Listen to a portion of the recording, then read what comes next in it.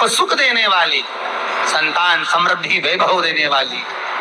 निवेदन है आपसे,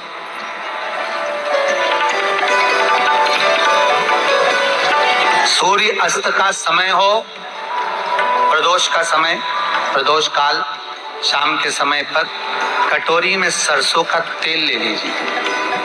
शंकर के शिवलिंग पर किसी मंदिर में जाकर सरसों का तेल शिव पर चढ़ा। तेल चढ़ते समय शंकर की शिवलिंग पर त्रिपुंड बना दें। ये एक उंगली, चीटी उंगली के पास वाली उंगली शंकर के शिवलिंग पर टच कर कर रखें और अपनी मनोकामना पूर्ण करें। बाबा विश्वनाथ पूरा करता है। भगवान शंकर के द्वार पर स्वयं शनि महाराज आज मिलने के लिए, और जितने ग्रह नष्ट देने वाले हैं, कारक ग्रहों, बेकार वृत्ति वाले हों, वो सब आज शनि सबके दोष मिटा देता है। शंकर भगवान के मंदिर में आज शनि प्रदोष के दिन, मंदिर में नहीं तो घर में अगर शंकर का शिवलिंग है तो एक दिया अवश्य लगाओ। शनि महाराज जीवन का सुख प्रदान करेंगे, आनंद। शनि प्रदोष, मान लो कोई व्यक्ति पैसे खाकर चले गया, नहीं दे रहा है, तो शास्त्र कह रहा है भगवान शंकर के मंदिर में शमी का पत्र, शमी का पत्ता, शमी पत्र, शंकर के मंदिर में काली तिल्ली के साथ में शमी पत्र, शनि प्रदोष सुख का दिन। स्वयं शंकर को प्रिय है प्रदोष का व्रत, इसलिए निवेदन है बन सके व्रत करते हुए भगवान शंकर का अनुमोदन करें, जीवन को सार्थक बनाए। भगवान शिव का स्मरण करते हुए आनंद करते हुए। शंकर सुख की देनी है, शिव आनंद के देनी। देखिए, अगर प्रदोष का व्रत नहीं कर सकते, प्रदोष के दिन आप व्रत नहीं कर सकते, मान लो आपसे भूखा नहीं रहा जाए, प्रदोष का व्रत नहीं कर सकते, प्रदोष के दिन आप भूखे नहीं रह सकते, मंदिर भी नहीं जा सकते, दिया भी नहीं लगा सकते, तो शिव महापुराण की कथा कहती है कि प्रदोष के दिन, प्रदोष काल में अपने ही दरवाजे के पास देवाधिदेव महादेव का स्मरण कर कर लक्ष्मी की वृद्धि के लिए, कार्य सिद्धि के लिए, संपदा को प्राप्त करने के लिए आप अपने ही दरवाजे के पास में एक दीप लगा सकते हैं। कौन से दिन? प्रदोष के। एक बात और अच्छे से समझ लीजिए, जो बच्चे चिड़चिड़े होते हैं, चाहे घर में बेटे हों, बहुएं हों, सास हो, ससुर हो, परिवार में छोटे छोटे बच्चे हों, चिड़चिड़ प्रवृत्ति करते हों या चिड़चिड़ा स्वभाव हो, जरा जरा सी बात में क्रोध आ जाता हो, बोलने का भान नहीं रह पाता हो, शब्दों के बाण चलते हो, तो महाराज प्रदोष के दिन, प्रदोष काल में बेलपत्री के पेड़ के नीचे एक, जो पत्ता आपके पास में हो, पान का मिल जाए तो पान का, पीपल का मिल जाए तो पीपल का, बेलपत्र का मिल जाए तो बेलपत्र का, उस पत्ते पर मात्र थोड़ा सा शहद और 7 दाने चावल के रखकर घी का दिया लगा दो महाराज, और थोड़ा सा जल हाथ की अंजलि में लेकर भगवान देवाधिदेव महादेव का स्मरण कर कर कि इस बेलपत्री के वृक्ष के नीचे माता लक्ष्मी, पार्वती, सरस्वती विराजमान है। इसी बेलपत्री के पेड़ के नीचे मेरे देवाधिदेव महादेव का 12 ज्योतिर्लिंग का स्वरूप प्रकट है।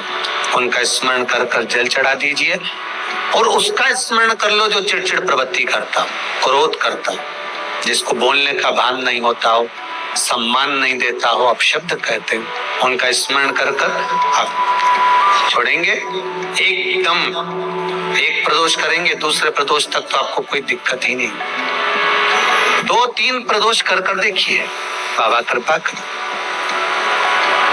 बच्चों को पढ़ने का कह रहे हो, पढ़ने बैठो पढ़ने बैठो पढ़ने बैठो पढ़ने बैठो, तो एक आध प्रयास बच्चों के लिए भी कर लिया करो कि भाई ठीक है, जैसे वैकुंठ चतुर्दशी वाला उपाय हमारे YouTube पर भी डला हुआ है, आप उसको निकाल कर सुनना। वैकुंठ चतुर्दशी के दिन प्रयास करना, बच्चे लोग विद्या में प्रबल होंगे।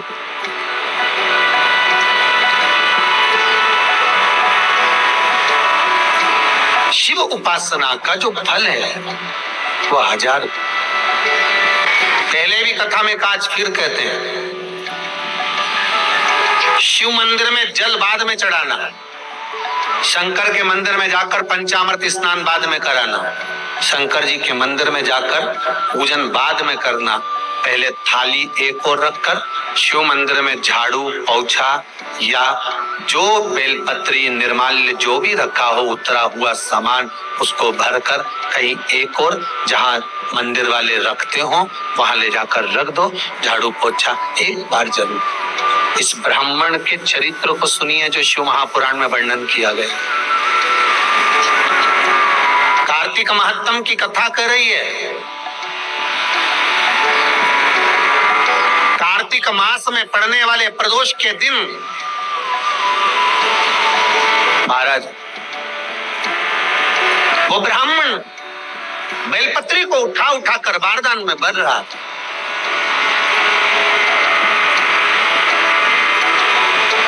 पूजन करने से पहले सबसे पहले सफाई का ध्यान रखो और एक विश्वास रखना, आप मंदिर की सफाई नहीं कर रहे हो, फिर निवेदन करूंगा आप मंदिर की झाड़ू नहीं लगा रहे हो, आप मंदिर की सफाई नहीं कर रहे हो, आप मंदिर में पोछा नहीं लगा रहे हो। जितना हाथ आप मंदिर में फेर रहे हो सफाई के लिए, उतना आपके जीवन में जितना दुख है, जितनी तकलीफ है, जितना कष्ट है, जितनी बीमारी है, उस पर हाथ फेर रहे हो, मंदिर में नहीं फेर रहे हो। नहीं तो सारी दुनिया में जितने मंदिर हैं, सारे मंदिरों में ट्रस्टियों ने कुछ ना कुछ लगा के रखा है। स्वीपर आता है साफ करके जाता है, ये आएगा सफाई कर जाएगा, पंडित जी होंगे तो बुआरी लगा देंगे, पंडित जी होंगे सफाई कर देंगे। उन्होंने तो पंडित जी को बोल के रखा है कि साफ कर दो, पंडित जी करते भी हैं, पर पहला फर्ज आपका है कि आप मंदिर में आए हो तो पहले आप सफाई करो। क्यों? क्योंकि हम उसका द्वार साफ रखें। आज के समय में तो एक नियम हो गया साहब कि मंदिर में जाते हो तो मंदिर के दरवाजे पर चप्पल उतार के जाते हो, नहीं तो शास्त्र रीति तो ये कहती है कि मंदिर में भगवान सामने बैठा है तो उसके सामने चप्पल भी नहीं उतरना चाहिए। तो कई लोग कहते हैं मंदिर के अंदर थोड़ी ना उतार, हम तो जीने से भी बाहर, एकदम गेट के बाहर वहां उतार, पर सामने तो है ना, सम्मुख में तो है। सावन का महीना चल रहा है, शंकर जी के मंदिर में बहुत सारी बेलपत्र चढ़ रही है। चढ़े हुए निर्माल्य को ब्राह्मण देवता मंदिर से उठाकर विसर्जन में रख देते हैं। आप गिरी होकर जाओ, निर्माल्य में से सारी बेलपत्र उठाकर ले आओ, धो सुखाकर रख लो, उसका चूरा बनाकर रखो। जब जब जीवन में अगर किसी को जरूरत पड़े कि शुगर और बीपी गड़बड़ हो रहा है, शंकर जी पे चढ़ी हुई बेलपत्र का वो चूरा आप किसी को भी गिफ्ट करना प्रारंभ कर दीजिए, उसके जीवन में स्वास्थ्य ठीक होना प्रारंभ हो जाएगा। थोड़ा सा करना क्यों?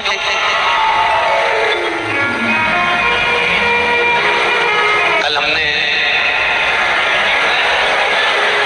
एक मैसेज में पढ़ा था, हरदा में एक संस्था तैयार हुई है। वो संस्था प्रत्येक शंकर जी के मंदिर में से निर्माल्य उतरे हुए फूल पत्ती माला लेने के लिए जा रही है। केवल एक मिस कॉल करो और वो मंदिर पहुंच जाती है और निर्माल्य चढ़ा हुआ बेलपत्र फल फूल जो भी है वहां पर चढ़ा हुआ फूल आदि वो लेकर आ जाता है। पर विश्वास रखकर मेरे महाकाल राजा पर, मेरे ओंकारेश्वर पर, मेरे कुबेरेश्वर महादेव पर विश्वास रखकर एक बार दिल से शिव महापुराण की कथा यदि सुन रहे हो और 7 दिन की श्रावण महीने की पूरी कथा सुन रहे हो, कामना कर कर बैठना, ये पक्का है 3 महीने में तुम भी कुबेरेश्वर धाम में आकर मिलोगे, ये निश्चित है।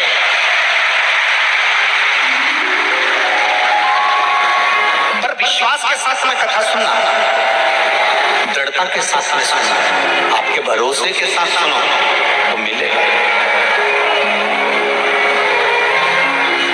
कौन क्या बोल रहा है, पड़ोसन क्या बात कर रही है, पड़ोसन कितनी देर से उठा बैठक कर रही है, कहीं जा रही कहीं आ रही, हमें उससे मतलब नहीं। हम तो शंकर को पाने के लिए आए, हम शंकर का कथा सुनने के लिए आए, हम शंकर का स्मरण करने के लिए आए। इतनी दूर दूर से 10 रुपए 20 रुपए 50 रुपए ऑटो का, गाड़ी का, डीजल का खर्च कर कर इतनी संख्या में आप लोग आकर बैठे हो, तो बाबा आपको खाली तो नहीं भेजेगा, कुछ ना कुछ देकर जरूर भेजेगा, ये निश्चित है। दिल लगाना उससे एक बार अगर दिल लग गया ना, फिर कहीं नहीं भटकना। आप किसी कार्य के लिए आगे बढ़ रहे हो और वो कार्य हो ही नहीं लिया, बहुत प्रयास कर लिया आपने और वो काम हो ही नहीं रहा, अथक प्रयास कर कर थक गए, तब घर से जब निकलो तो एक विचार कर निकला, मुख से कहकर निकलना कि आज मैं इस कार्य के लिए जा रहा हूं और मेरे साथ मेरा महादेव जा रहा है। कौन जा रहा है? महादेव जा रहा है। वापिस आओगे ज्यादा से ज्यादा ये होगा 15 दिन 20 दिन 25 दिन 30 दिन लगेंगे। जो कार्य कर कर आए हो उसका रिजल्ट आपके पक्ष में जरूर आएगा, क्योंकि महादेव को आप साथ लेकर जाओ।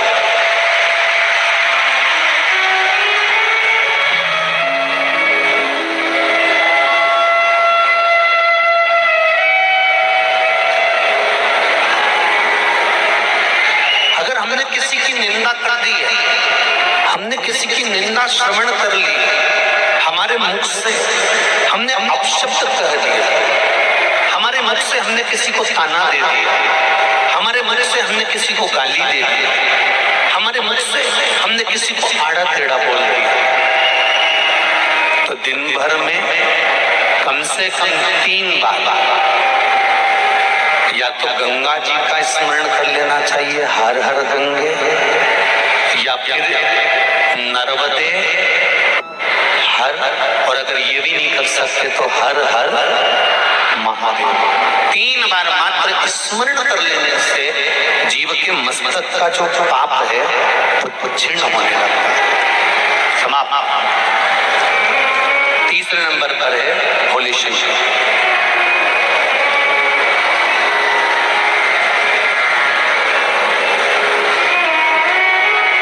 बहुत तेज क्रोध आ रहा था,